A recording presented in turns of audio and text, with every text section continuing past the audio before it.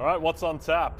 Let's start off. Cowboys, Titans. Cowboys are now 11-point favorites against the Titans. That line is going up. The total is 40. We touched on the running backs, Matthew, but are you downgrading expectations for Dak and CD Lamb in a game that might get out of hand pretty quickly? Not to any extent that would matter for our purposes. Like,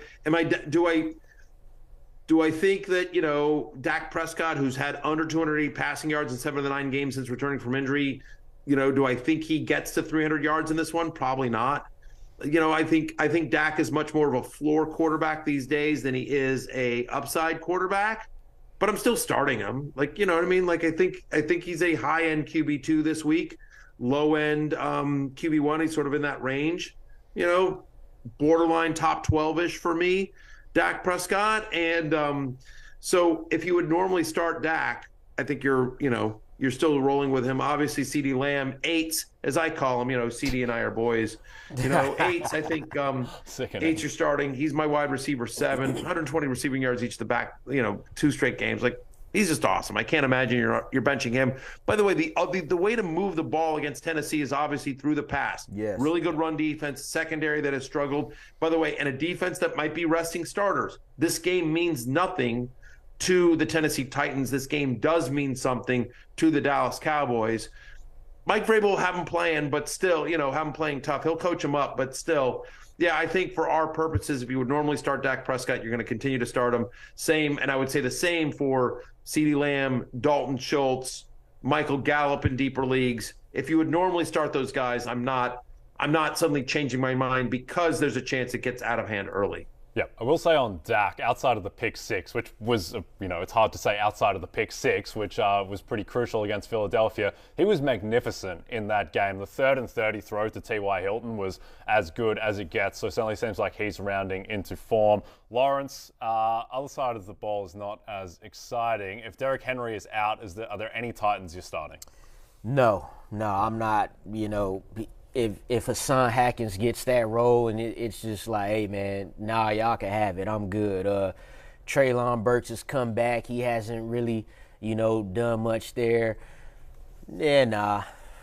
Yeah. I don't even know, because they might be losing and still try to run the ball. Yeah. I think it's I don't know what they're going to do. It's a bit of a trap being like, Derrick Henry's out. Got to go pick up Hassan Haskins. Like, Hassan Haskins might have 33 yards and no touchdowns on 12 carries in a game where they're probably going to be loading the box. Let's go to Bears. There's no threat. With Malik Willis under center, there's literally no threat to this passing game. He's not ready for prime time yet. And so, again, any of the complimentary pass catchers that you might have considered, whether it's Treylon Burks, whether it's Chig Okonkwo, Robert Woods in super deep leagues, whatever. No, stop it. It's literally Derrick Henry. The Titans that would be an offense example starts and stops in terms of fantasy production with Derrick Henry. Yep. All right, Let's jump to Bears-Lions. The Bears are 6-point dogs, and the total is 52, which is massive, Lawrence. Is there any Lions running back you feel comfortable starting in a pretty favorable matchup?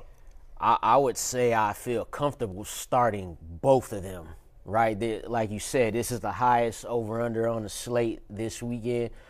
I feel a little better about DeAndre Swift because of the, efficiency factor. Jamal Williams hasn't been that. I think he's had 3 straight games of rushing under 40 yards, and he's not getting his signature touchdowns, which brings him fantasy relevance. But again, DeAndre Swift's his usage has been up and down every week as well. So, but versus the Chicago Bears, who are the 4th worst against running backs in fantasy, you like the matchup for both. If you have either one of them, I'd throw them in there if you have to. Yep. Matthew, you comfortable starting both Swift and Williams against the Bears? Comfortable is a strong word. No, I don't think that. I don't think I'm necessarily comfortable starting them. It sort of depends on what else you have. You see it there, but the truth of the matter is right. We expect a lot of scoring to happen in this game. The Bears defense has been really bad against the run. As we saw. Last week, in fact. Since week 13, no team in the NFL is giving up more rushing yards per game than the Chicago Bears. We saw what the prior to that game dormant Bills running attack did against them. So I think they're both viable flex plays, but that's about it because it is a bit of a three-headed monster. We're seeing more Justin Jackson than we should. We do expect a lot of scoring to be. Honestly, the rushing player that I am most looking forward to in this game is Justin Fields, right? I mean, last time he played the Lions, he had 147 rushing yards. Justin Fields, right? I mean, the Lions give the second most rushing yards to opposing quarterbacks, as we see Justin Fields right here just doing Justin Fields-like things against the Lions. Unbelievable play here. In Week 10, he had 39.4 fantasy points against the Lions. He's my number 4 quarterback this week. Justin Fields, to me, he's going to make the love list this week. I expect him to have the most rushing yards. I don't know if that's a prop you can bet, but that would be the one. If I had to bet somebody to have the most rushing yards in the Lions-Bears game, give me Justin Fields. But yeah, this is a sneakily good fantasy game between two, one bad team and one, middle of the pack team. Yeah, might be 70 points in that game. Just quickly on Panthers Bucs. Bucs are 3-point favorites there at home. Matthew, how are you handling the Panthers backfield?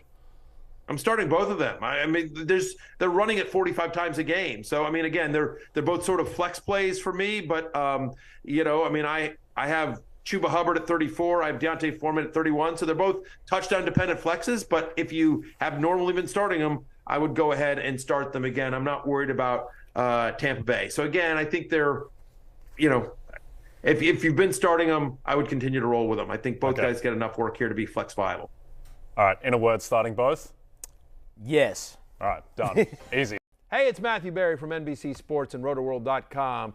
Just want to thank you so much for watching what you just watched, or at least being too lazy to click out of it after the autoplay just kept it going. So either way, thank you so much for just letting it scroll by your screen. And now I'd like to ask you respectfully, please subscribe to the NFL on NBC YouTube channel for the latest NFL news, fantasy headlines from RotoWorld, and betting analysis from NBC Sports Edge.